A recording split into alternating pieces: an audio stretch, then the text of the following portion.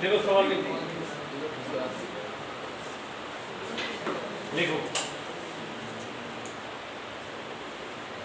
through a fixed point h comma k, through a fixed point h comma k, through a fixed point h comma k, seconds are drawn to the circle, seconds are drawn to the circle, seconds are drawn to the circle, x square plus y square बराबर r square, x square plus y square बराबर r.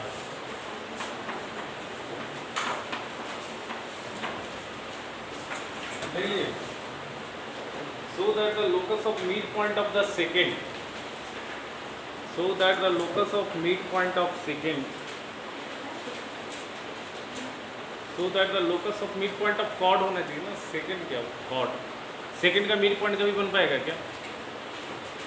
Second का mid point तो बन नहीं पाएगा, उसका length infinite chord का हो. So that the locus of midpoint of chord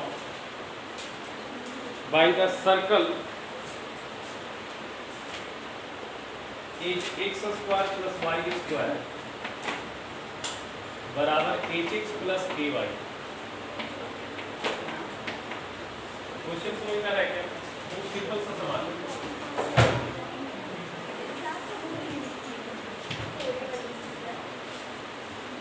सवाल क्या है सुन लो. h कॉमा k कोई फिक्स पॉइंट है, वहां से आपने एक सेकंड ड्रॉ किया है, जो इस सर्कल को काटा है तो कॉर्ड क्रिएट हुआ है, उस कॉर्ड का मिड पॉइंट का लोकस बताना. कॉर्ड का मिड पॉइंट का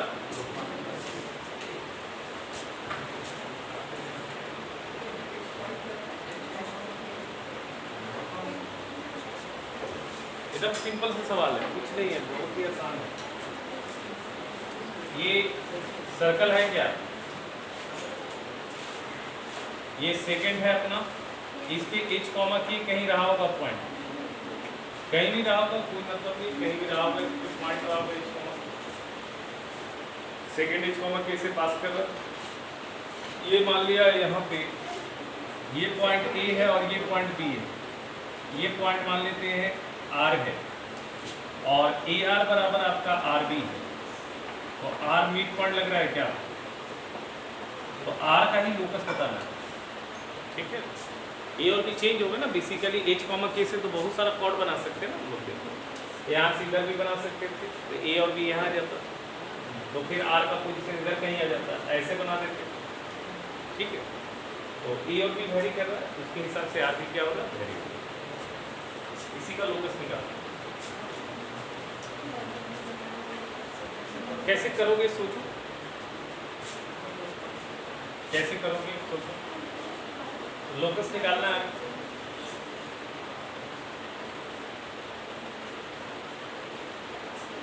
थोड़ा सोच सकते हो.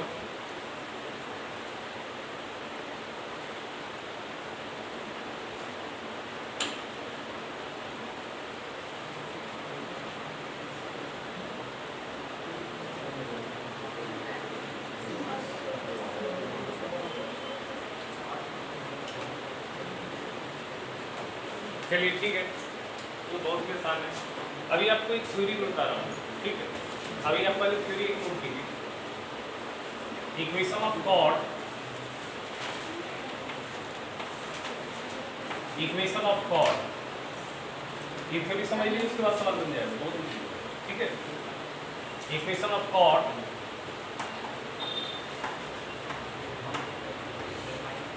whose middle point is given, whose middle point is given,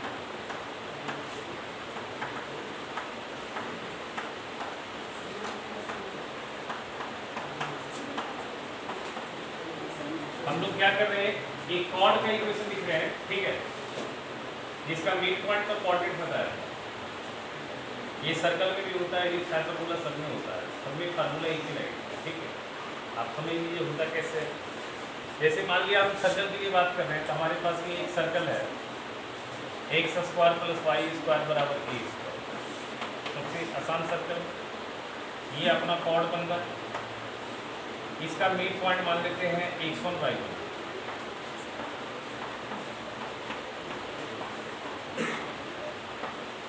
है ना। अब ये कॉर्ड का इक्वेशन लिखना है, तो ये तो बड़ा आसानी से लिखा जाएगा। यहाँ पे सर्कल का सेंटर है क्या, इससे इसको ज्वाइन करेंगे, कॉर्ड को बाइसेक्ट करेंगे। अच्छा, आपको लगता है ये परपेंडिकुलर आएगा, ये सर्कल का सेंटर पता है 0 0, बताइए। तो इस लाइन का स्लोप कितना मिल रहा है, बताइए। इस लाइन का स्लोप क्या मिल रहा है, y1 माइनस 0 बटा x1 minus 0, y1 by x1, बताइए, बन रहा है। अच्छा, ये वाली लाइन और ये वाली लाइन परपेंडिकुलर है, इस लाइन का स्लोप और इस लाइन का स्लोप का प्रोडक्ट कितना हो जाएगा, -1। तो जब इस लाइन का स्लोप है y1 बाई x1, तो ये कॉर्ड का स्लोप कितना आ जाएगा, -x1 बाई। तो इस लाइन का स्लोप आ जाएगा, कॉर्ड का स्लोप आ जाएगा -x1 बटा, समझ में आ रहा है। अब कॉर्ड का इक्वेशन लिखना है, तो कॉर्ड किस पॉइंट से गुजर रही है दिख रहा है, और स्लोप भी पता है, तो पॉइंट स्लोप फॉर्म से कॉर्ड का इक्वेशन लिखा जाएगा क्या, equation of chord A B कितना आ जाएगा, equation of chord A B कितना आ जाएगा, बताइए। इक्वेशन ऑफ कॉर्ड ए कितना आ जाएगा, y माइनस y1, और स्लोप ऑफ कॉर्ड है -x1 by y1 into x minus x1 बेटा, समझ में आएगी। ये क्रॉस मल्टीप्लीकेशन कीजिएगा तो ये आ जाएगा y1 माइनस y1 स्क्वायर बराबर -xx1 प्लस x1 स्क्वायर बेटा। इस चीज को इधर ले आइए बेटा, xx1 प्लस y1 बराबर आ जाएगा x1 square plus y1 square बेटा, समझ में आ रहा है। ये कॉर्ड का इक्वेशन है आपके, ये इक्वेशन ऑफ कॉर्ड आ गया, ठीक है। लेकिन थोड़ा शांति से देखिए, थोड़ा शांति से देखिए। अब आपको कोई भी सवाल आएगा तो इतना मेथड से हमको कॉर्ड का इक्वेशन नहीं लिखना है। मैं यहाँ पे एक ढांचा बना रहा हूँ, एक फार्मूला क्रिएट कर रहा हूँ, ठीक है। बस उस फार्मूला को लगाने से आपको कॉर्ड का इक्वेशन आ जाएगा, समझ में आ रहा है क्या। अब आप क्या कीजिएगा, दोनों साइड क्या कीजिए, ए स्क्वायर सब्ट्रैक्ट कर दीजिए, x1 plus y1 minus A square बराबर आ जाएगा x1 square plus y1 square minus A square. दोनों में कोई फर्क नहीं पड़ता है, ये वाली फोटो और ये वाली फोटो सेम ही दिख रहा है, क्या है, ए स्क्वायर कट जाएगा तो सेम ही है ना। बट इससे देखने में तुमको कुछ लग रहा है, ये तुमको देखो, ये कुछ दिख रहा है, ये किस चीज का इक्वेशन दिख रहा है, टैंजेंट का इक्वेशन दिख रहा है एट x1 y, समझ में आ रहा है क्या। अच्छा, ये क्या दिख रहा है, ये चीज क्या दिख रहा है तुमको, देखो जरा, ये नहीं, सर्कल का वैल्यू दिख रहा है उस पॉइंट। सर्कल का इक्वेशन है x square plus y square minus A square बराबर 0। अगर x के जगह x1 डाल दिए, y के जगह y1 डाल दिए, तो इसको हम क्या पढ़ेंगे, सर्कल का वैल्यू एट x1 y, बोलो पढ़ेंगे। जैसे हम लोग कोई लाइन का वैल्यू किसी पॉइंट पे निकालते थे कि नहीं, बताओ, कोई लाइन का वैल्यू किसी पॉइंट पे निकालते थे, उस पॉइंट का कोऑर्डिनेट लाइन के इक्वेशन में डाल देते थे, जो वैल्यू आता तो पढ़ लेते। उसी तरह किसी भी कर्व का वैल्यू भी आप पढ़ सकते हैं किसी पॉइंट पे। अगर कोई पॉइंट पे किसी कर्व का वैल्यू देखना है, कोई पॉइंट पे किसी कर्व का क्या देखना है, वैल्यू देखना, तो आपको क्या करना, उस पॉइंट के कोऑर्डिनेट उस कर्व के इक्वेशन में डाल देना। मतलब x की जगह पे x कोऑर्डिनेट डाल देना, y की जगह y डाल देना, सॉल्व कर देना, कुछ ना कुछ तो आएगा। तो इसको मैं पढ़ूंगा, ये पढ़ूंगा द वैल्यू ऑफ सर्कल, इसका नाम हम दे देते हैं S1, इसका नाम दे देते हैं हम S1 और इसका नाम हम दे देते हैं T। तो तुमको लगता नहीं कि एक फार्मूला क्रिएट हो गया, T बराबर S1, ये कॉर्ड का इक्वेशन का एक फार्मूला हो गया। जब भी किसी भी कोनिक में, किसी भी सेकेंड डिग्री कोनिक में, सुनना, किसी भी सेकेंड डिग्री कोनिक में अगर कॉर्ड का इक्वेशन निकालना और जब उसका मिडिल पॉइंट दिया है, अगर किसी कॉर्ड का मिड पॉइंट दिया हुआ और किसी भी कोनिक के लिए वो कॉर्ड बन रहा है, समझ रहे हो ना, और उसका इक्वेशन हमको लिखना है, तो किसी भी सेकेंड डिग्री कोनिक में इक्वेशन ऑफ कॉर्ड होता है T equal to S1। T मतलब टैंजेंट का इक्वेशन, आप लेफ्ट साइड टैंजेंट का इक्वेशन लिखेंगे और राइट साइड क्या करेंगे, उस पॉइंट पे कर्व का वैल्यू लिखेंगे, उस पॉइंट पे कर्व का क्या लिखेंगे, तो ये इक्वेशन ऑफ कॉर्ड का फार्मूला होगा।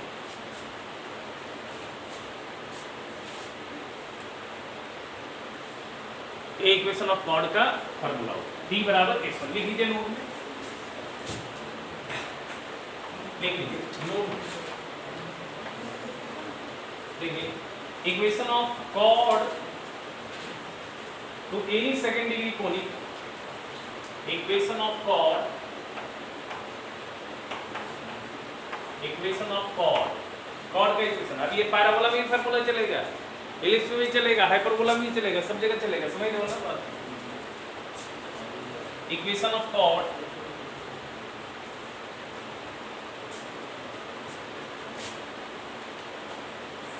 To any second degree conic, any second degree conic, second degree conic आपके सिलेबस में है ना, ax² + 2hxy वाला जो पैराबोला हाइपरबोला सर्कल दिखता है, whose middle point is given as, किसका मिडिल पॉइंट दिया हुआ बताओ बेटा, कॉर्ड का। Equation of chord to any second degree conic whose middle point is given as x1, y1, हमने नाम दे दिया मिडिल पॉइंट, क्या होता है, इज P बराबर S1, P बराबर S1। अब P क्या डिनोट कर रहा है बताइए, अगर मिडिल पॉइंट कॉर्ड का x1/1 है तो T क्या डिनोट कर रहा है, टैंजेंट एट x1/1, और S1 क्या डिनोट कर रहा है, the value of curve at x1/1। समझ में आ रहा है क्या, लिख लीजिएगा नोट में, हियर T क्या डिनोट कर रहा है, T डिनोट, T बराबर equation of tangent, equation of tangent. अगर कॉर्ड पैराबोला का है तो टैंजेंट किसका लिखेंगे, पैराबोला। कॉर्ड अगर इलिप्स का बन रहा है तो आप टैंजेंट किस पे लिखेंगे, इलिप्स पे लिखेंगे। Equation of tangent eight x1/1, और S1 का मतलब क्या हो गया बेटा, S1 का मतलब हो गया value of circle eight x1/1। सब वैल्यू ऑफ सर्कल क्यों लिखा है, value of curve at x1/1, ठीक है ना, एट x1/1। चलिए अब ये सवाल आराम से बना सकते हैं। अब हम लोग इस सवाल पे आ जाते हैं। आपको पता है ना, जिस पॉइंट का लोकस निकालना होता है उसको इनिशियली कुछ मान लेते हैं, सब कुछ उसको हम अल्फा बीटा मान लेते हैं। तो सुनिएगा, ये मिड पॉइंट हो गया, इसका कोऑर्डिनेट हमने मान लिया अल्फा, ठीक है। अब अल्टीमेटली लास्ट में अल्फा क्या लिखाएगा, x, बीटा लिखाएगा y, क्योंकि इसका लोकस चाहिए हमको। अच्छा, इक्वेशन ऑफ कॉर्ड, अब ये सवाल बना रहे हैं। अब देखिए, अगर कॉर्ड का मिड पॉइंट पता है तो इक्वेशन ऑफ कॉर्ड लिख सकते हैं क्या, इक्वेशन ऑफ कॉर्ड AB क्या हो जाएगा, बोलिए, T बराबर S1 हो जाएगा क्या, बोलिए बोलिए, T बराबर S1 हो जाएगा क्या। अब यहाँ T टैंजेंट डिनोट कर रहा है, बट किस पॉइंट पे टैंजेंट बनाएंगे, अल्फा बीटा। सर्कल का इक्वेशन क्या है बताइए बेटा, x² + y² - r² बराबर, ये सर्कल का इक्वेशन। तो टैंजेंट का इक्वेशन लिख लीजिए बेटा, एक्स स्क्वायर क्या लिखा गया, एक्स अल्फा, वाई स्क्वायर क्या लिखा गया बेटा, वाई बीटा, और माइनस आर स्क्वायर की जगह आर स्क्वायर ये लिखा गया, बराबर टेंजेंट का इक्वेशन लिखा गया S1 the value of circle at alpha beta. तो सर्कल का वैल्यू अल्फा बीटा पे कितना लिखा गया बताइए, alpha square plus beta square minus ये आर स्क्वायर कट गया बेटा। तो ये क्या बन गया बताइए, X alpha plus Y beta बराबर alpha square plus beta square आ गया पूरा, ये कॉर्ड का इक्वेशन आ गया। अच्छा ये कॉर्ड किस पॉइंट से गुजर रहा है, एच कॉमा के से, कॉर्ड गुजर रहा है एच कॉमा के से, बताओ। तो जहां जहां एक्स है वहां पे एच और जहां जहां वाई है वहां पे किया जाएगा क्या, तो chord passes through H comma K, chord passes through H comma के,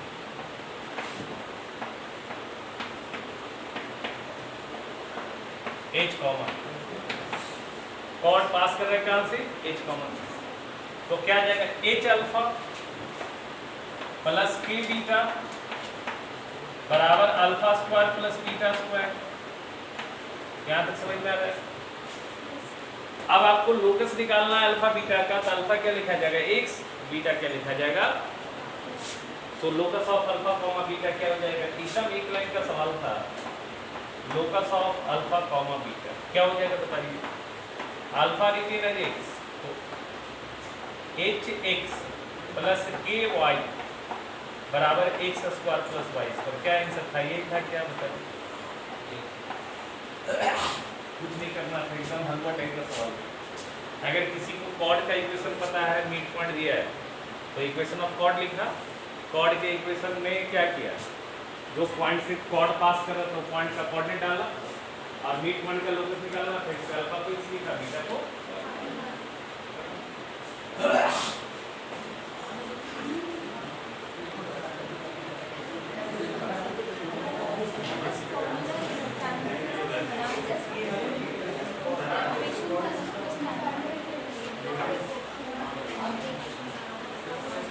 अभी ठीक है, समझ में आ गई।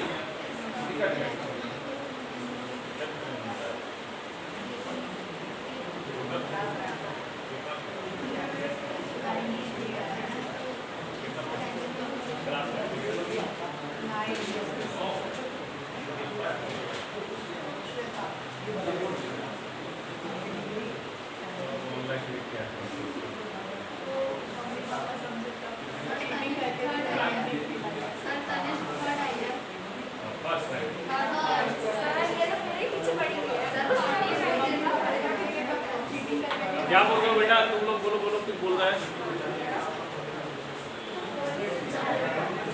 लोकस को पूरा कोऑर्डिनेट लोकस से चलेगा।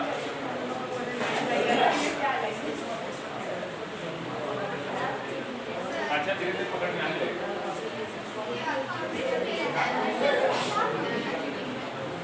टैंजेंट बनाया नहीं, वो एक फार्मूला लिखने का तरीका बना, इक्वेशन तो कॉर्ड का इतना ही बना, कॉर्ड का इक्वेशन तो इतना ही बना है।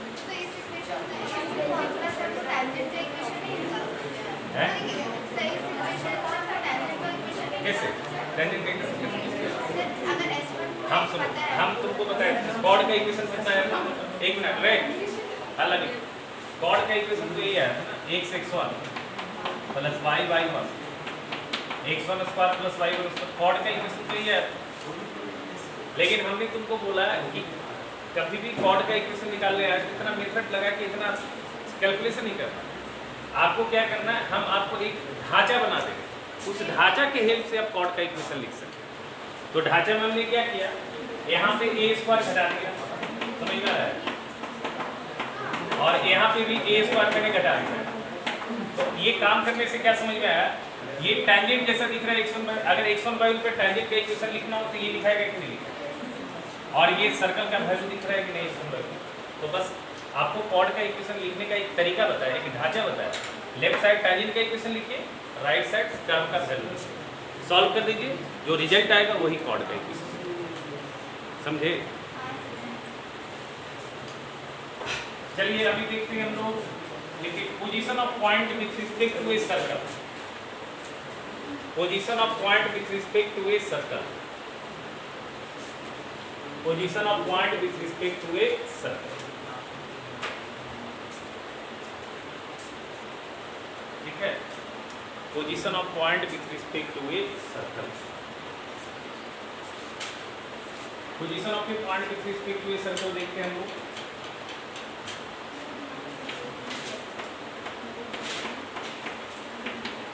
अभी जैसे कोई पॉइंट का पोजीशन देखना है बेटा, ठीक है, अब वो पॉइंट सर्कल के अंदर है बाहर है, सरकमफ्रेंस पे क्या होगा ये डिसाइड कैसे करें। तो position of point with respect to a circle, ठीक है, आपके पास एक सर्कल है, ठीक है ना, और एक पॉइंट है, तो पॉइंट का पोजीशन क्या हो सकता है?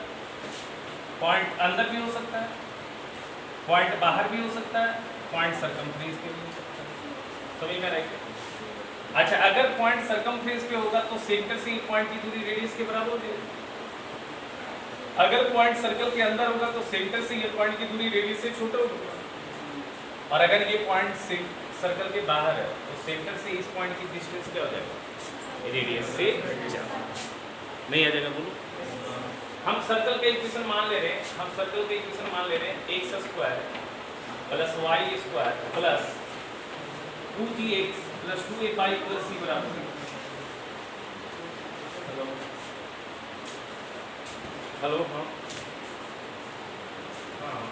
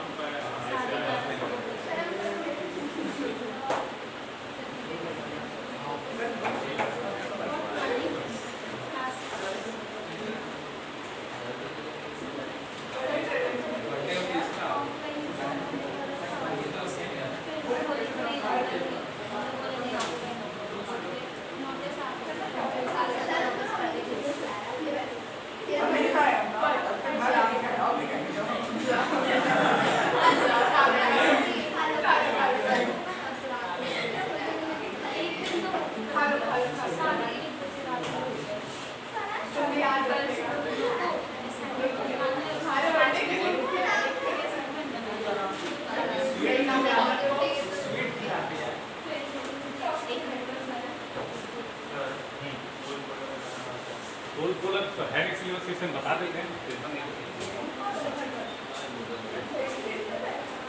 देखो x square plus Y square plus 2gx plus 2ay plus c बराबर। सुनो हल देखो, ये सर्कल का इक्वेशन है ना। हमारे पास कोई पॉइंट है x1y, ठीक है, हम पॉइंट क्रिएट कर रहे हैं x1y। इस पॉइंट का हम पोजीशन डिसाइड करना चाहते हैं। वो पॉइंट है हमारा x1, y, वो पॉइंट है मान लिया x1, ठीक है।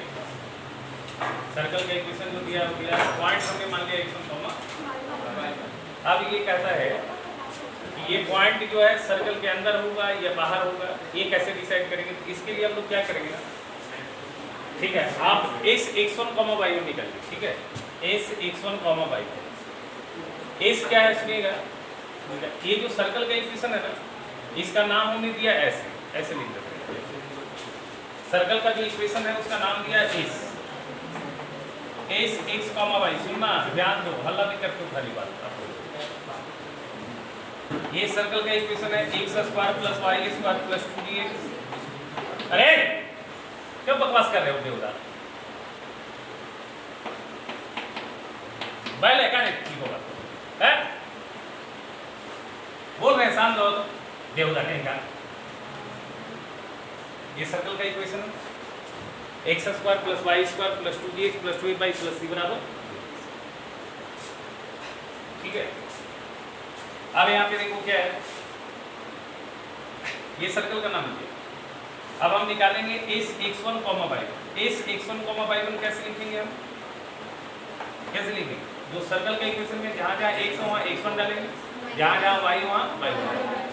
तो ये आ जाएगा x1 square plus y1 square plus 2gx1 plus 2fy1 plus c। ये अब यहाँ पे हम जीरो नहीं लिखेंगे। अगर हम यहाँ पे जीरो लिखते हैं तो इसका मतलब क्या है, x1 y1 जो है सर्कल के सर्कमफ्रेंस पे दिखा है। समझ गए बात? तो मतलब ये इसको हम क्या पढ़ेंगे, the value of circle at x1 y। जैसे हम लोग लाइन में लिखते थे ना l x1 y1, वैसे ही इसको पढ़ेंगे the value of circle at x1 y। If लिखेंगे if x1 y1 sorry if s x1 y1 greater than 0, अगर इसका वैल्यू 0 से बड़ा हो गया तो implies to point P point x1 y1 light outside of the circle, outside of the circle S x comma y बराबर बी। Circle के बाहर लाइन करें, समझ में आ रहा है? If S x1 comma y1 less than 0 implies to point x1 comma y1 lies inside of the circle S x comma y बराबर। इनसाइड लाई करने का कंडीशन क्या है बताओ? x1 y1 पे सर्कल का वैल्यू नेगेटिव आएगा, और साइड लाई करने का कंडीशन है x1 y1 पे सर्कल का वैल्यू पॉजिटिव। इफ लिख लो इफ एस x1 y1 बराबर 0 implies two point x1 y1 कहाँ पे लाई करेगा? x1 y1 lies on the अगर 0 के बराबर है तो सर्कल पे लाई करेगा। प्रूफ कैसे करेंगे हमने बता दिया था भी आपको। एक हम डिराइव कर रहे हैं तो बाकी प्रूफ हो जाएगा। एक हम डिराइव करते हैं, चलो हम बाहर वाला के लिए डिराइव करते हैं, ठीक है ना। ये सर्कल का सेंटर मान लेते हैं। इस सर्कल का सेंटर क्या है? -g -f है, क्या बताओ? और पॉइंट हम P ले रहे हैं यहाँ पे x1 y1 बाहर ले रहे हैं, तो इसका मतलब ये वाली कंडीशन फुलफिल होना चाहिए। अगर ये कंडीशन फुलफिल हो रहा है तो बाहर होगा, ये कंडीशन फुलफिल हो रहा है तो अंदर होगा, और ये वाली कंडीशन फुलफिल हो रहा है तो सर्कल। तो एक प्रूफ कर देंगे तो इसे सारा हो जाएगा। अच्छा, ये मान लिया सर्कल का सेंटर है C डैश, ठीक है ना। तो यहाँ पे C डैश P जो आएगा बताओ, C डैश P का जो वैल्यू आएगा वो रेडियस से ज़्यादा आएगा कि कम आएगा? रेडियस से ज़्यादा। C डैश P का जो वैल्यू है वो रेडियस से क्या है? ज़्यादा, क्योंकि रेडियस तो इतना ही लेंथ होगा ना बेटा, ठीक है। अच्छा, C dash P distance formula लगाओ, x1 प्लस g का स्क्वायर y1 प्लस f का स्क्वायर बराबर क्या आएगा? वो रेडियस r क्या है? Radius greater than √g square plus f square minus ये ना रेडियस इस सर्कल का। बोलो, स्क्वायरिंग किया मैंने, ये रूट ओवर लगेगा डिस्टेंस पर, स्क्वायर किया तो यह आ जाएगा x1 प्लस g का whole square y1 plus f का होल स्क्वायर ग्रेटर दैन कितना आ जाएगा बताओ? g square plus f square minus. Solve करो, ये आ जाएगा x1 square plus y1 square plus g square plus f square plus 2gx1 plus 2fy1 plus कितना आ जाएगा? बराबर आ जाएगा g square plus f square minus c। समझ में आ रहा? ये g स्क्वायर कट जाएगा, f स्क्वायर दो, इस c को इधर ले आओ, अच्छा ये बड़ा बराबर में ग्रेटर है, तो क्या आ जाएगा x1 square plus y1 square plus 2gx1 plus 2fy1 अब प्लस c ग्रेटर देन 0 और ऐसा बोलो।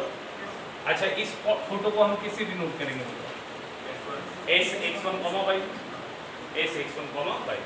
तो यहाँ से क्या मिल रहा है बताओ, s x1 y1 greater then क्या मिल रहा है बेटा, क्या मिल रहा है ग्रेटर देन, समझ में आएगा। तो कोई पॉइंट सर्कल के अंदर है बाहर है, ये कैसे डिसाइड करोगे बताओ, उस पॉइंट का कोऑर्डिनेट सर्कल के किस में डाल देंगे, समझ में आना।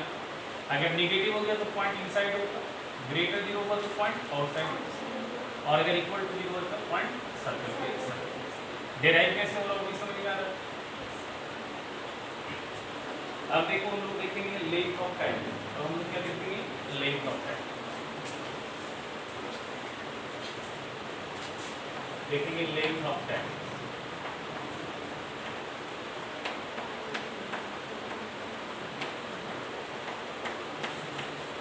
Length of time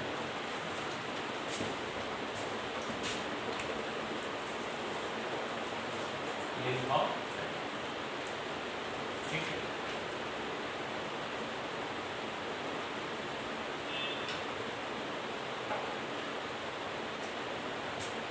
length of time में कैसे क्रिएट करेंगे, सुनिएगा बेटा तो इसको।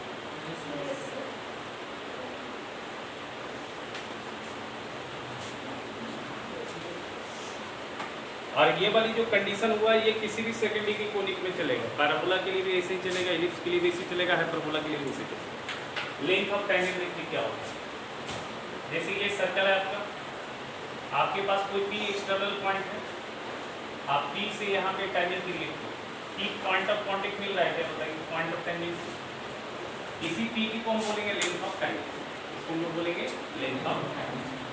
ये पी जो है आपका है लेंथ ऑफ टाइम।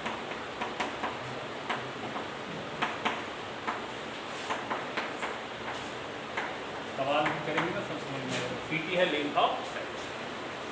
अब पीटी का लेंथ निकालना बहुत ही आसान है, ये सर्कल का सेंटर होगा बेटा, इसको ज्वाइन कर दिए, इसको ज्वाइन कर दिया यहाँ से, ये 90 डिग्री है बेटा, बोलो ठीक है ना, समझ में आया आपको। ये पाइथागोरस में लग जाएगा, ये पॉइंट पता है आपके पास x1, y1, ये एक्सटर्नल पॉइंट है x1, y1, ठीक है।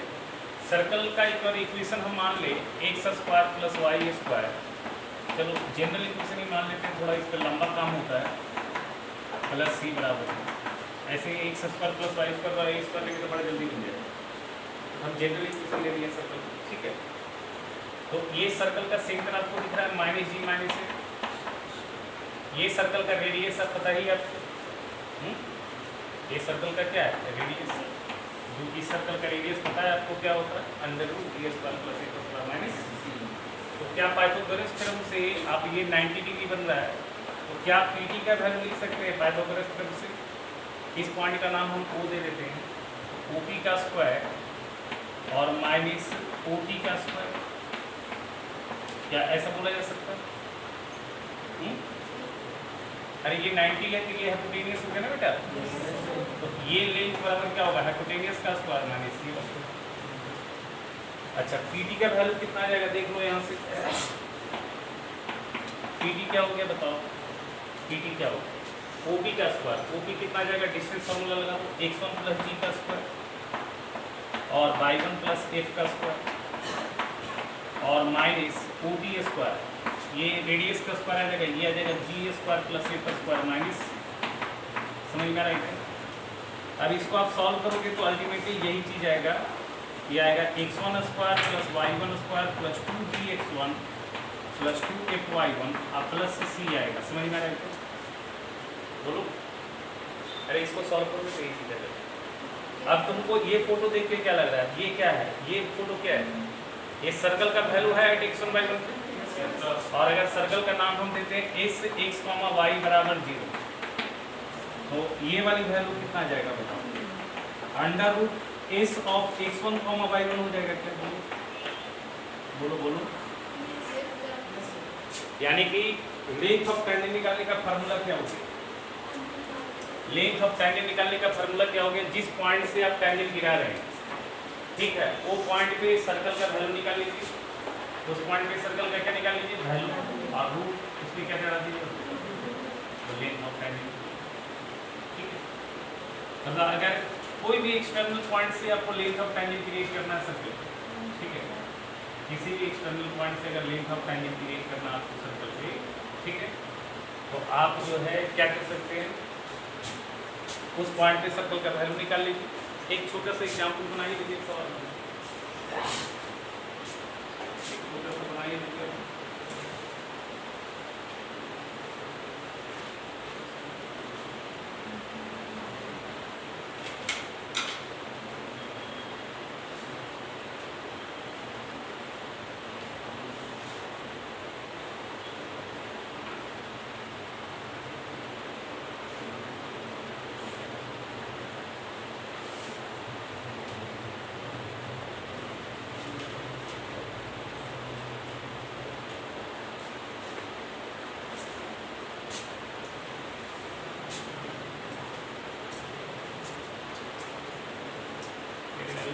पॉइंट भी देखना पड़ेगा ना, पॉइंट कौन सा है,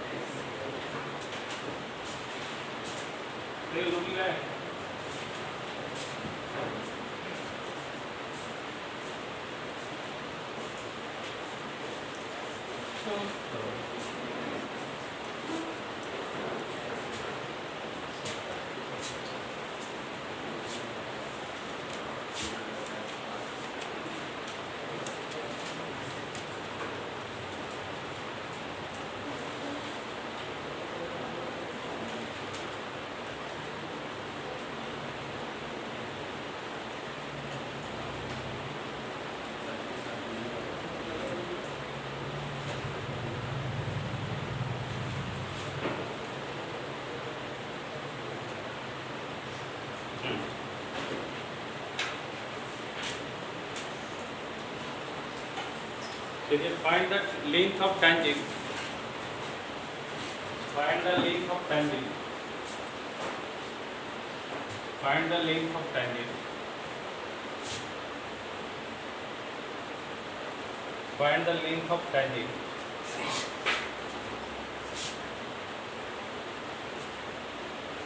find the length of tangent to the circle 2x square plus 2y square बराबर 3 फ्रॉम -2 कॉमा,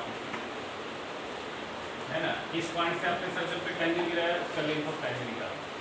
तो लेंथ ऑफ टेंजेंट का फॉर्मूला हमने क्या बोला, सिंपल सर्कल का इक्वेशन में आपको क्या करना है, उस पॉइंट का कोऑर्डिनेट डाल देना और उसमें रूट लगा देना, बट सर्कल का इक्वेशन स्टैंडर्ड फॉर्म में होना चाहिए। तो यहाँ पे सर्कल का इक्वेशन हम मानेंगे एस एक्स कॉमा वाई बराबर क्या आ जाएगा, सर्कल का इक्वेशन ये दिया हुआ, ठीक है। अब लेकिन यहाँ पे ये ध्यान रखिएगा, सर्कल एकदम जो है इक्वेशन ऑफ सर्कल में एक खास बात क्या होना चाहिए, लेंथ ऑफ टेंजेंट जब निकालते हैं एक्स स्क्वायर वाई स्क्वायर का कोफिशिएंट यूनिटी होना चाहिए। तो ये सर्कल का इक्वेशन कितना दिया हुआ है बताइए, 2x square plus 2y square minus 3 बराबर ऐसा दिया हुआ बेटा। लेकिन यहाँ पे काम नहीं होगा, यहाँ पे एक्स स्क्वायर वाई स्क्वायर का कोफिशिएंट को आपको 1 बनाना होगा, तभी आप लेंथ ऑफ टेंजेंट क्रिएट कर सकते हैं, समझ रहे ना बात। तो यहाँ पे हम क्या करेंगे, 2 से दोनों साइड डिवाइड कर लेंगे, 2 से डिवाइड कर लिया तो यह जगह x square plus Y square minus 3/2 बराबर, अभी आ गया सर्कल का इक्वेशन। अब लेंथ ऑफ टेंजेंट का फार्मूला हमने बताया है, लेंथ ऑफ टेंजेंट का फार्मूला बताया है under root of S of x1 comma y1, लेकिन यहाँ पे x1 की जगह पे आपका क्या दिख रहा है -2 और y1 की जगह दिख रहा है, देखिए आ जाएगा under root S of -2 comma, समझ में आएगा। अब अंडर एस ऑफ -2 कॉमा 3 कितना हो जाएगा, x की जगह -2 डाला तो -2 का स्क्वायर, y की जगह 3 डाला 3 का स्क्वायर और माइनस ऑफ 3y, ये सॉल्व कर लीजिएगा कितना जाएगा, ये 9 4 13 13 माइनस 3/2 समझ में आएगा, बोलिए ये आ जाएगा 26 रूट 23/2, ये आपका आ गया लेंथ ऑफ, ठीक। मतलब सर्कल के इक्वेशन में वैल्यू डाल के रूट चढ़ाना है, बट किस फॉर्म में सर्कल होना चाहिए? X square plus Y square plus 2 plus 2 plus C बराबर 0। ठीक है, मतलब एक्स स्क्वायर वाई स्क्वायर को कोफिशिएंट वाली यूनिटी बना दी, इनको ये सब नहीं है। एक जल्दी सा और बना लीजिए। Find the length of tangent to the circle 3x square plus 3y square minus 7x minus 6y। 3x square plus 3y square minus 7x minus 6y बराबर 0 फ्रॉम द पॉइंट बराबर 12 फ्रॉम द पॉइंट। किस point से tangent गिराया गया बेटा बताओ? -2 6 -7 किस point से टैंजेंट गिराया गया? 6 और ये 6 -7 जरूर एक्सटर्नल पॉइंट है, समझ में आ रहा है? 6 -7 जरूर क्या है? एक्सटर्नल। ठीक है, 6 -7 इस सर्कल का एक्सटर्नल पॉइंट होगा। तो बताइए इस वाले सर्कल का इक्वेशन में स्टैंडर्ड क्या आएगा? इस सर्कल का इक्वेशन है 3x square 3y square minus 7x minus 6y minus 12 बराबर। क्या इसी में वैल्यू डाल देना है या पहले coefficient of x square y square 1 बनाना है? अब यहाँ पे 3 से डिवाइड कर लीजिए, क्या जाएगा? x square plus y square minus 7y 3x minus कितना बताओ? 2y और माइनस 4 बराबर 0। सही है क्या? अब इसका नाम दे दिया एस एक्स कॉमा वाई, ये नाम दे दिया हमने एस एक्स कॉमा वाई। समझ गए? अब लेंथ ऑफ टैंजेंट का फार्मूला बता दो, क्या होता है लेंथ ऑफ टैंजेंट? और होता है under root S of x1 comma Y.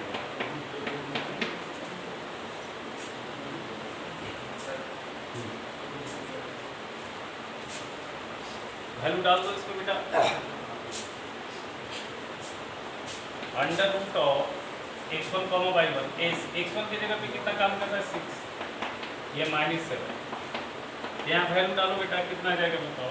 6 का स्क्वायर प्लस -7 का स्क्वायर, समझ में आ रहा है? -7/3 इंटू 6 -2 इंटू y की जगह पे क्या डालो? -7 और माइनस सॉल्व करोगे इसको कितना है? 36 प्लस 49 और माइनस 3 प्लस 14 माइनस 4 कितना? 81 आ रहा है। Plus 40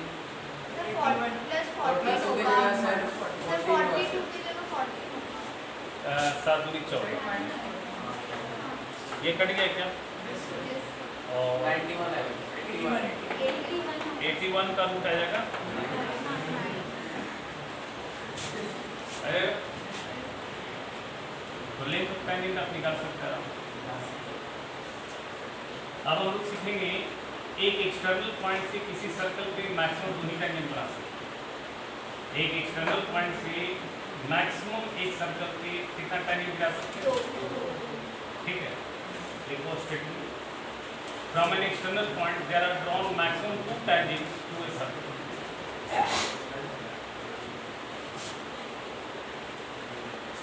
From an external point, there are drawn from an external point there are drawn maximum 2 tangents to the circle। एक एक्सटर्नल पॉइंट से किसी सर्कल पे मैक्सिमम कितना टैंजेंट बना सकते हैं?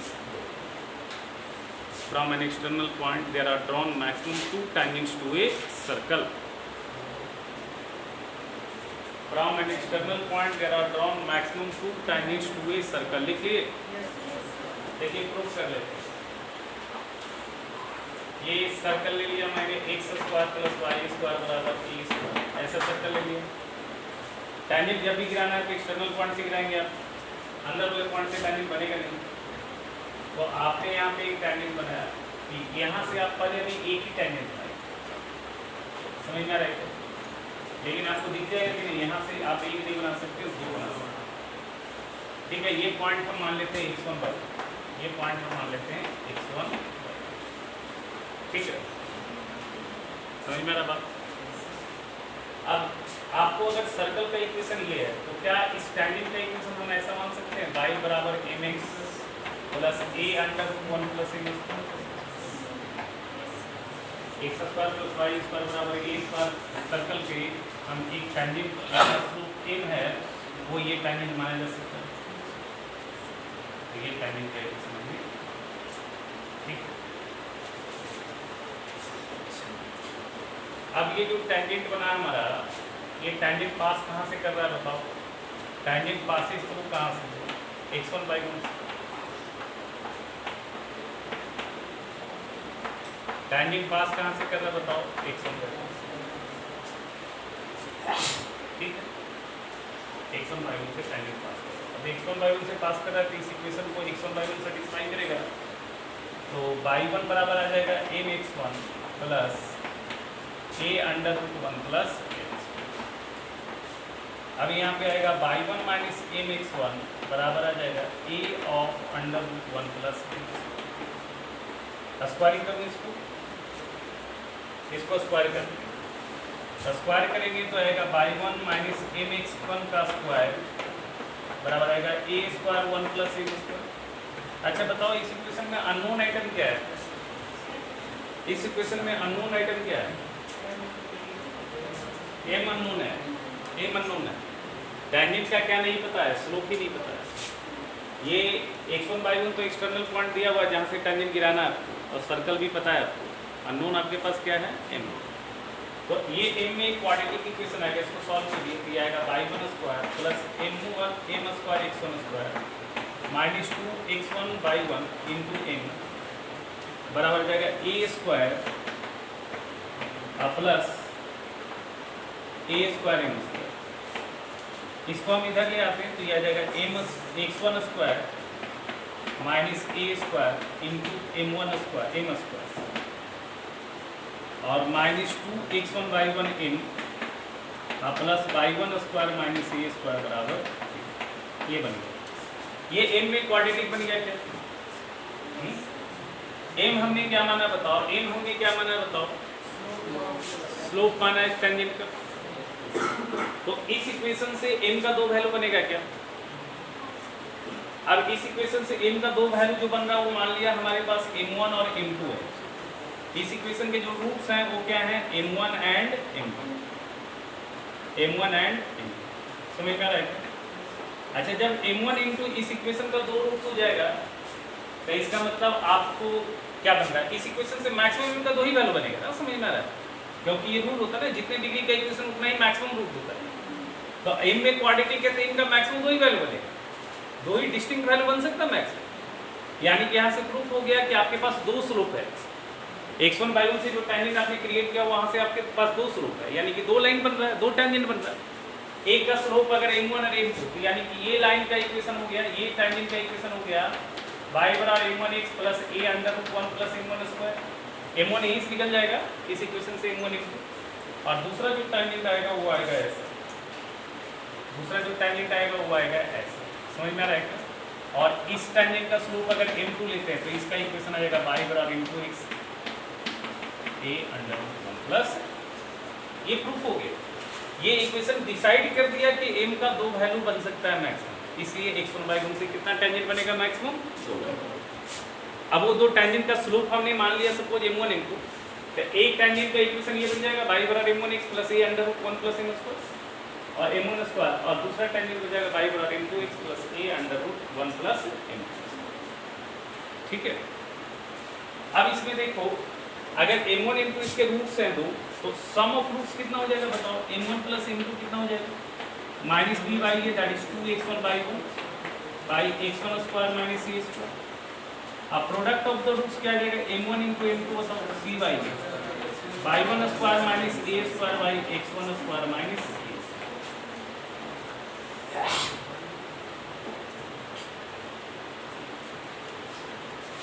होगा?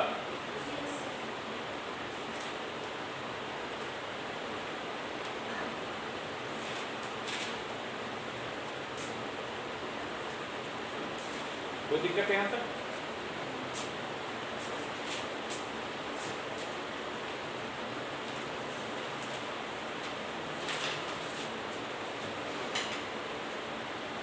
एक होता है डायरेक्टर सर्कल, पहले डायरेक्टर सर्कल का डिफिनेशन है। डायरेक्टर सर्कल का डिफिनेशन डायरेक्टर सर्कल क्या होता है, डेफिनेशन लिखो डायरेक्टर सर्कल का। The locus of point of intersection of two perpendicular tangents to each other. Director circle का डेफिनेशन, डायरेक्टर सर्कल, ठीक है। देखो डेफिनेशन क्या होता है, the locus of two perpendicular tangents, the locus of point of intersection of two perpendicular tangents to each other, the locus of point of intersection of two perpendicular tangents to a curve, the locus of two, क्या लिखा, the locus of point of intersection of two perpendicular tangents to a curve is called director circle of the curve, is called director circle of the, ठीक है। तो curve का क्या कहलाएगा, सुन लो अभी, सुनो, सुनना सुनना सुनना, ये पॉइंट का लोकस डायरेक्टर सर्कल हो जाएगा कब, ये पॉइंट का लोकस डायरेक्टर सर्कल कब हो जाएगा, जब ये एंगल 90 डिग्री हो जाएगा। अगर ये एंगल 90 डिग्री हो जाएगा तो ये दोनों टेंजेंट जहाँ पे इंटरसेक्ट किया वो पॉइंट कहाँ पे लाई करेगा, इस सर्कल का डायरेक्टर सर्कल, ठीक है। अगर आपको डायरेक्टर सर्कल किसी कर्व का लिखना है तो आपका तरीका क्या है, आप उस कर्व पे दो टैंजेंट बनाइए, दोनों का इंटरसेक्शन का लोकस निकालिए, ठीक है। और किस तरह का टैंजेंट बनाइए, परपेंडिकुलर। जहाँ पे दो परपेंडिकुलर टैंजेंट इंटरसेक्ट करता है वो पॉइंट हमेशा उस कर्व का किस पे लाई करता है, डायरेक्टर सर्कल। अगर ये एंगल 90 डिग्री हो गया तो जरूर P लाई करेगा इस सर्कल का डायरेक्टर सर्कल। तो बताइए अगर ये एंगल 90 डिग्री है तो इसका स्लोप m1 है, इसका स्लोप m2 है, तो m1 m2 का प्रोडक्ट क्या आ जाएगा, -1। तो फॉर डायरेक्टर सर्कल के लिए कंडीशन क्या आ जाएगा, फॉर डायरेक्टर सर्कल के लिए कंडीशन आ जाएगा, सर्कल के लिए कंडीशन आ जाएगा m1 × m2 -1। क्यों -1 कर रहा हूँ m1 × क्योंकि ये पॉइंट का लोकस निकालना है मेरे को, कब निकालना है बोलो, जब दोनों परपेंडिकुलर नहीं कर सकते। तो यहाँ पे तुमको क्या लग रहा है, y1 square minus x1 a square अब बटा x1 square minus a square बराबर -1 आ रहा है क्या, और ये पॉइंट x1/1 है ना बेटा, समझ में आ रहा है क्या, एक पॉइंट तो x1/1 का। अब लोकस निकाल रहा है x1/1 का, तो x1 x आ जाएगा, y1 क्या लिखा जाएगा, y लिख दो। तो इसको सॉल्व कर दो तो कितना आ जाएगा बताओ, y1 square minus a square बराबर -x1 square plus a square आ जाएगा। तो x1 square plus y1 square बराबर क्या आ जाएगा, 2a स्क्वायर आ जाएगा। लेकिन मेरे को x1/1 का लोकस चाहिए, समझ में आ रहा है, तो x1 x लिखाएगा, y1 क्या लिखाएगा, y। तो लोकस ऑफ x1/1 क्या हो जाएगा, लोकस ऑफ x1/1 क्या हो जाएगा, x square plus y square बराबर 2a स्क्वायर, ठीक है।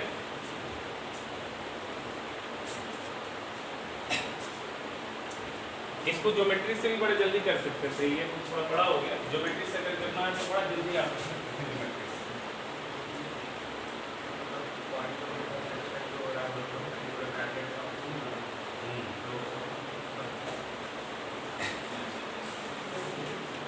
लिखिए इसको, देखिए ज्योमेट्री से बड़े जल्दी आ जाएगा। ऐसे हम पूरा रिलेशन लिखा देंगे तो चिंता नहीं कीजिए। सुनिए ये सर्कल है बेटा, है ना, आप यहाँ पे दो परपेंडिकुलर टैंजेंट बनाइए, आपने टैंजेंट बना दिया तो ठीक है। ये एंगल 90 है बेटा, परपेंडिकुलर टैंजेंट बना रहे हैं। ये सर्कल का इक्वेशन है x square plus y square बराबर a स्क्वायर। ये सर्कल का सेंटर है, ये एंगल 90, ये एंगल 90, समझ में आ रहा है, ये एंगल 90, तो ये भी एंगल 90 हो जाएगा, सोचिए। अब ये एक क्वाड्रेंटल क्रिएट हो रहा है इस पॉइंट से, देखिए ये पॉइंट, ये सेंटर, ये पॉइंट और ये पॉइंट से क्वाड्रेंटल क्रिएट हो रहा है। अब चारों एंगल 90 है तो वो रेक्टेंगल बनेगा या स्क्वायर बनेगा, दो ही बन सकता है। अगर ये दो साइड अगर बराबर है तो स्क्वायर बन जाएगा, है ना, और अगर अलग अलग है तो रेक्टेंगल बन जाएगा। अच्छा, आप जानते हैं कि एक्सटर्नल पॉइंट से जो टैंजेंट गिरा तो उसका लेंथ इक्वल होता है, तो ये लेंथ बराबर है, ये एंगल 90 है, तो कंसेक्यूटिव साइड का लेंथ बराबर एंगल 90 है, तब क्या बन गया, स्क्वायर बन गया। तो ये साइड अगर ए है, ये रेडियस ए है, तो ये भी हो जाएगा, ये भी हो जाएगा। बोलिए, अगर एक स्क्वायर का साइड लेंथ ये है तो उसका डायगोनल क्या होगा, √2a हो जाएगा। क्या ये सेंटर है 0 0 और ये पॉइंट है x1/1, समझ में आएगा। ये पॉइंट का नाम दे दिया P, OP बराबर √2a आ जाएगा। क्या बोलूँ, OP डिस्टेंस फार्मूला लगा दो, √x1² + y1 √2a, तो x1² + y1² क्या है, 2a²। ज्योमेट्रिक से जल्दी आ जाएगा। तो लोकस ऑफ x1/1 क्या हो जाएगा, बोलो, x² + y² बराबर 2a² हो जाएगा। क्या बोलो, x² + y² बराबर क्या हो जाएगा। एक तो उधर से बनाया, मैथमेटिकली कर दिया था, एक तो इसे बना दिया, ऐसे ज्योमेट्री से ऐसे ही आ जाएगा। लेकिन दोनों बताने का मकसद क्या था ना, अब जैसे ये वाली मेथड तो आपको सिर्फ सर्कल में ही चलेगा, ठीक है ना। अब पैराबोला, ये हाइपरबोला में ये मेथड नहीं चलेगा, वहाँ पे ये वाला मेथड चलेगा, जनरल मेथड, वो जनरल मेथड।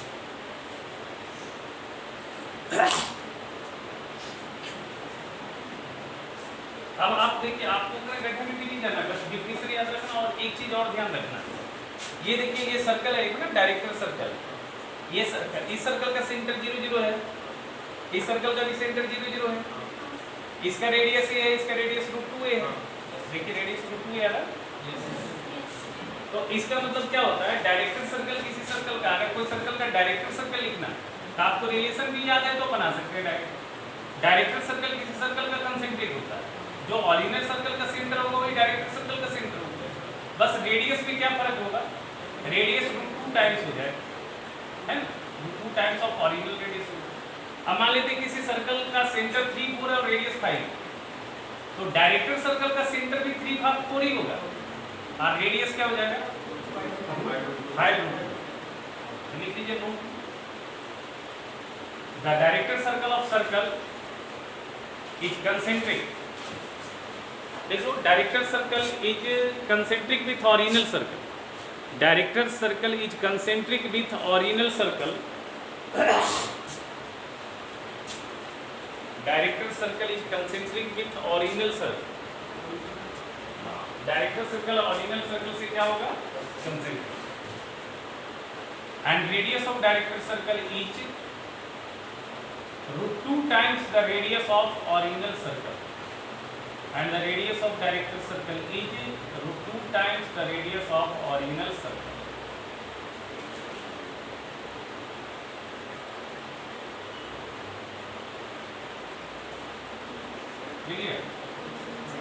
रेडियस ऑफ क्या लिखा, director circle is √2 times the radius of original. Director circle क्या होता है, दो परपेंडिकुलर टेंजेंट जहां पे इंटरसेक्ट करेगा उस पॉइंट का लोकस क्या करता है, किसी भी कर्व का डायरेक्टर।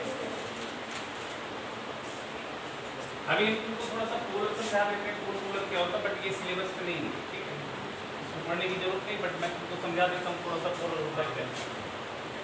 सुनो,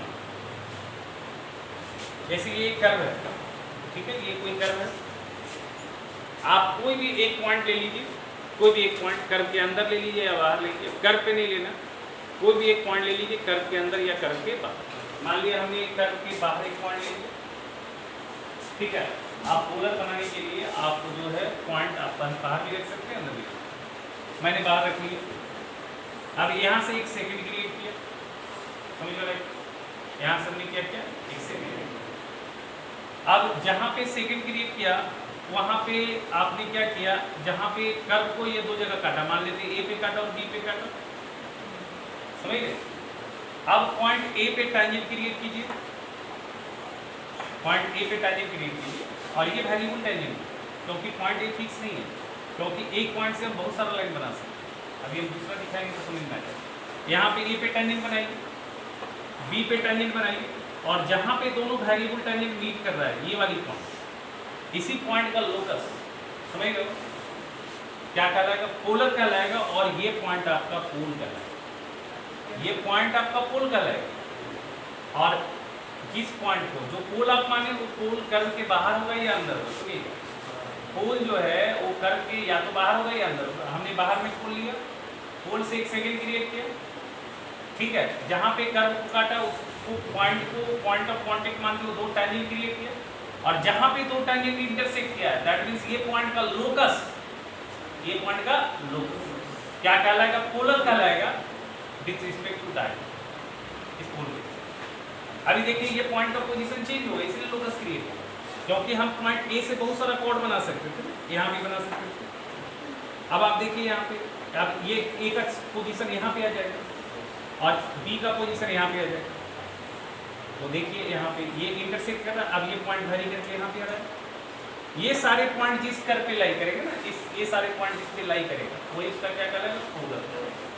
अभी मान लिया आपने कॉर्ड इस तरह से क्रिएट कर दिया, अब आपका टैंजेंट जो है ऐसे आ जाएगा।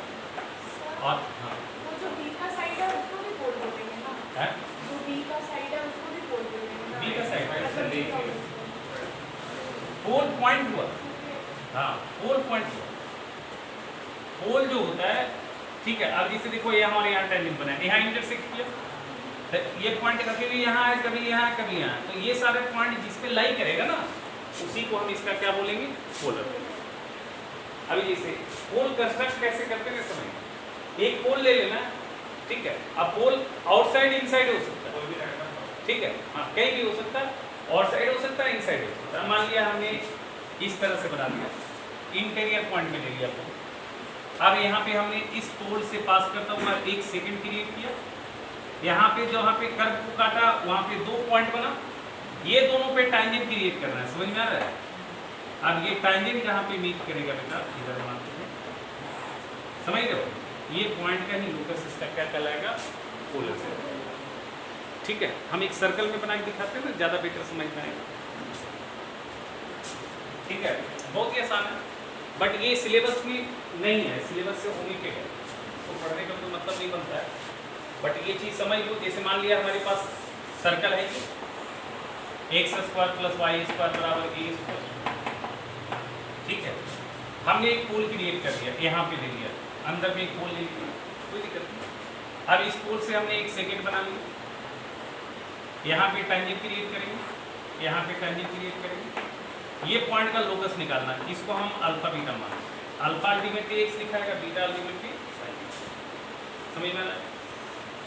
अच्छा, अब ये मतलब पॉइंट A ले लेते हैं, ये वाली पॉइंट B ले लेते हैं, इसका कोऑर्डिनेट मानते हैं x1/2। अच्छा, इसको x1/2 ले लेते हैं, इसको x1/2,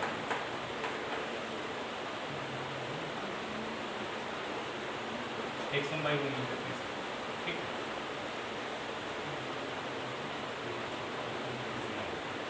ये अल्फा बीटा मानो, इसका लोकस निकालना है ना। अच्छा, ये पोल है, पोल को मान लेते हैं x1/2, इसका नाम दे देते हैं x2/2 और इसका नाम दे देते हैं x, ठीक है, ऐसे कोई नाम देने का जरूरत नहीं है, ठीक, तुरंत दिख जाए। अब तुमको दिख रहा है इस एक्सटर्नल पॉइंट से ये तो टैंजेंट क्रिएट हो रहा है, तो ये लाइन AB क्या दिखेगा? कॉर्ड ऑफ कांटेक्ट दिखेगा क्या? बोलो, किस पॉइंट से? अल्फा बीटा से। कॉर्ड ऑफ कांटेक्ट का इक्वेशन सेम है इक्वेशन ऑफ टैंजेंट होता है, बोलो। तो इक्वेशन ऑफ AB हम क्या लिख सकते हैं बताओ? AB इक्वेशन क्या लिख सकते हैं? x alpha + y beta - a² बराबर लिख सकते हैं क्या? अच्छा, ये कॉर्ड x1/1 से गुजर रहा है क्या? तो x1/1 इसको सेटिस्फाई करेगा, तो x1 alpha + y1 beta - a² बराबर 0। अब हमको लोकस निकालना था अल्फा बीटा का, तो अल्फा क्या लिखा है x, बीटा क्या लिखा है y, तो क्या हो गया x x1 + y y1 - a² बराबर, ये किसका इक्वेशन हो गया? R का लोकस, R का लोकस। ये लोकस क्या है? लीनियर इक्वेशन है, स्ट्रेट लाइन। तो पोलर बेसिकली क्या है? एक लाइन। और ये इक्वेशन तुमको क्या लग रहा है? ये टैंजेंट का इक्वेशन है x1/2, यानी कि तीनों का इक्वेशन क्या होता है? Same. Tangent, chord of contact, polar, तीनों का इक्वेशन सेम है।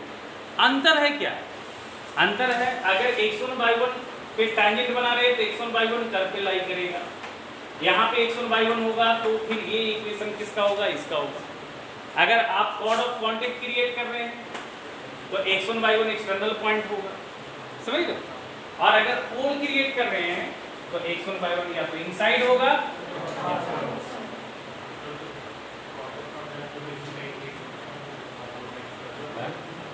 कॉर्ड ऑफ कॉन्टेक्ट यहाँ से कहाँ पास करेगा, यहाँ से पास करेगा। कॉर्ड ऑफ कॉन्टेक्ट तो इस पॉइंट के लिए नहीं, कॉर्ड ऑफ कॉन्टेक्ट हाँ तो किसी भी केस में करो ना, अंदर वाला बाहर वाला में क्या करेंगे, बाहर से भी करेंगे तो क्या दिक्कत है। ये पॉइंट हमारे पास x1y1 यहाँ ना बन रहा है,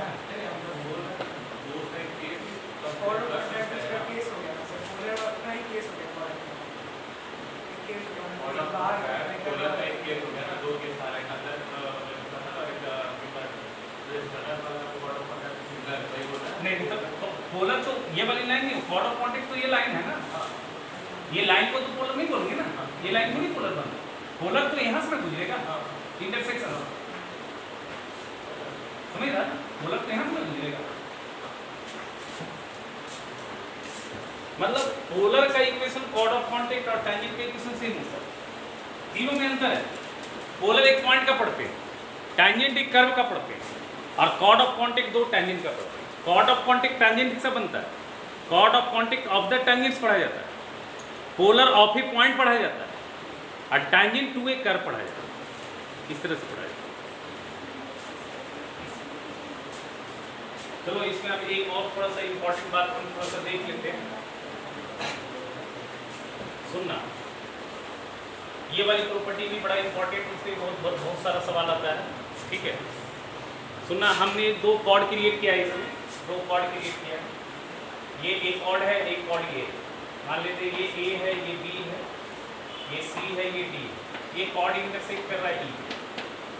जरूरी है कि दोनों कॉर्ड मतलब दोनों कॉर्ड सर्कल के अंदर ही इंटरसेक्ट करें, ठीक है। बाहर भी इंटरसेक्ट कर सकता है, अंदर इंटरसेक्ट करने से आपको फिगर बनाने में, दिखाने में हमको सहूलियत हो, ठीक है। अभी ये पॉइंट ई बाहर भी हो सकता है, ये पॉइंट जो है बाहर भी हो सकता है, इस तरह से भी हो सकता है, इस तरह से भी हो सकता है। सुनिएगा, ये बड़ा इंपॉर्टेंट कॉन्सेप्ट है।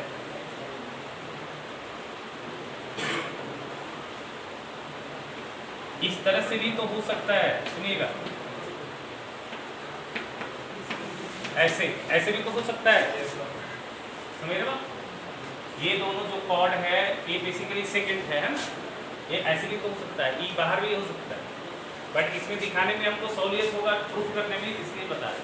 ये दोनों फिगर में चलेगा, मतलब आपका दो कॉर्ड या दो सेकंड, समझ रहे हैं, अगर एक सर्कल के लिए इंटरसेक्ट करता है, क्या हो रहा है बेसिकली, 2 सेकंड एक सर्कल पे, कॉर्ड यहाँ इंटरसेक्ट कर रहा है, यहाँ पे 2 सेकंड इंटरसेक्ट कर रहा है, 2 सेकंड या 2 कॉर्ड अगर इंटरसेक्ट कर गया ना एक सर्कल पे, ठीक है, तो प्रॉपर्टी क्या होता है, सुनिएगा।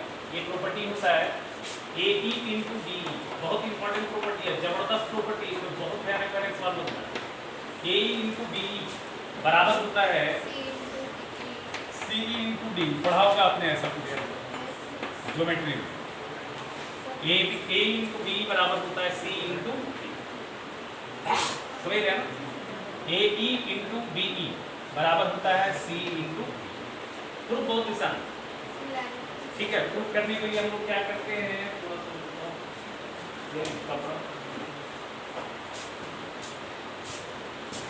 आप जब जानते हो थोड़ा सा ना रेस्ट कर लो, तो कितना पढ़ो, इतनी छुट्टी दे क्या, अरे पढ़ाना तो है यार, सालों भर पढ़ाना ही है, पूरा पढ़ाना ही पढ़ाना। सुन लो, अभी देखो, अगर इसको हम क्रिएट करते हैं, इस कॉर्ड को क्रिएट करते हैं, तो आपको लगता है ये एंगल बराबर हो जाएगा? अच्छा, अगर कॉर्ड ये बना देते हो तो तुमको लगता है ये एंगल बराबर होगा? अच्छा, तो अब तुमको लगता है कि ये दो ट्रायंगल सिमिलर हो गए, ये वाली ट्रायंगल सी बी ई और triangle A E D similar हो गया क्या? तो बस हो गया। इसके सामने वाला साइड बी, इसके सामने साइड बी, तो इसके बराबर एंगल कौन है? तो बी ई बटा क्या हो जाएगा बताओ, इसके सामने, तो इसके बराबर एंगल कौन था? ये, तो इसमें ये आ जाएगा कौन? डी ई आ जाएगा, बोलो बराबर इसके सामने CE, तो इसके बराबर एंगल ये, तो AE आ गया, क्रॉस मल्टीप्लीकेशन कर दो, AE इंटू DE बराबर आ जाएगा CE इंटू, हो गया क्या बोल, ठीक है। तो ये सिर्फ इसी फिगर में नहीं है, इस फिगर में भी चलेगा। आप समझ लीजिए दो कॉर्ड अगर सर्कल पे इंटरसेक्ट कर गया या दो सेकंड सर्कल के लिए इंटरसेक्ट कर गया, समझ रहे हैं, तो करना क्या है सुनिएगा, जो सरकमफ्रेंस पे पॉइंट है उसको ज्वाइन करना है किससे, इंटरसेक्शन से। देखिए सरकमफ्रेंस पे ACBD है, आपको लीनियर चलना है, AE इंटू B बराबर CE इंटू, यहाँ भी ऐसे चलेंगे। देखिए कोलिनियर कौन कौन है, तो AE इंटू B बराबर क्या होगा, CE इंटू B, समझ रहे हो। इस रूप को याद रखिएगा, बड़ा इंपॉर्टेंट है, इस पे बढ़िया बढ़िया सवाल आता है, ठीक है। बेसिकली एक तरह से ये कंसाइक्लिंग का कंडीशन भी हो गया, ये कंसाइक्लिंग का कंडीशन भी हो गया। 4 पॉइंट अगर एक सर्कल पे लाई कर रहा है, 4 पॉइंट अगर एक सर्कल पे लाई कर रहा है, तो ये कंसाइक्लिंग का कंडीशन। अगर बहुत सारा सवाल में क्या होता है, 4 पॉइंट को कंसाइक्लिंग दिखाना होता है, तो ये कंडीशन सिर्फ बहुत सारे लोग दिखा रहे हैं। ये कंडीशन और क्या है, कंसाइक्लिंग की तो है, 4 पॉइंट सर्कल पे है ना, ABCD सर्कल पे है कि नहीं, समझ लो बात, ठीक है। तब उगाने को बस हाँ, अब आप जो है ना, अब क्लास 1 तारीख, 12th वाला 5 तारीख, 3:30, 12th वाला तो 5 तारीख से।